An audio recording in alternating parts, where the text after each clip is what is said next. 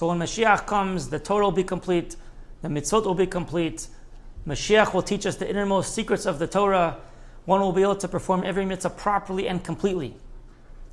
But will one be able to fully be devoted and focused on this pursuit? You see, during exile, there was always nations in the world that wanted to take us away or distract us and to oppress us from performing mitzvot and the learning of Torah. And even our day-to-day lives, most of our time is dedicated to making a living, to make sure there's an income and to provide food for the family. And so even if I wanted to perform all the mitzvot, I'm still not 100% devoted in my mind at least and in time to follow that pursuit. So will any of this change when Mashiach comes? So the answer to this is yes.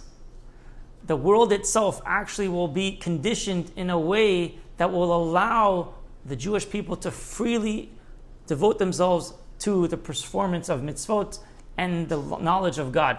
We see this clearly written in the words of the Rambam Maimonides in his last chapter in the Laws of Kings. And there he describes what will be in the era of Mashiach. But for this lesson, I just want to pull out two main factors that will happen, that will change when Mashiach comes.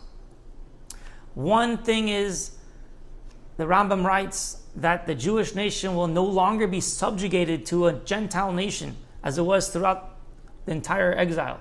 Another amazing quality that will be is that every delight and delicacy, all goodness will be freely available like the dust on the earth.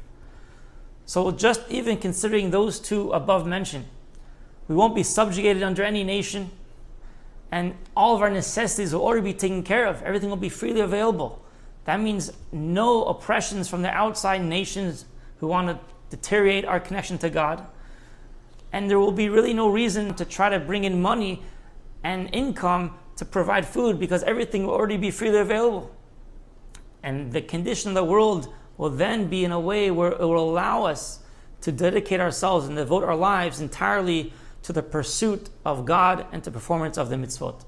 So all of the positive changes that will be when Mashiach comes are not really an end for themselves. They will only exist as a means to an end, to allow us to be able to devote our lives entirely to the pursuit of holiness, to the performance of mitzvot, and delve deeply into the knowledge of God.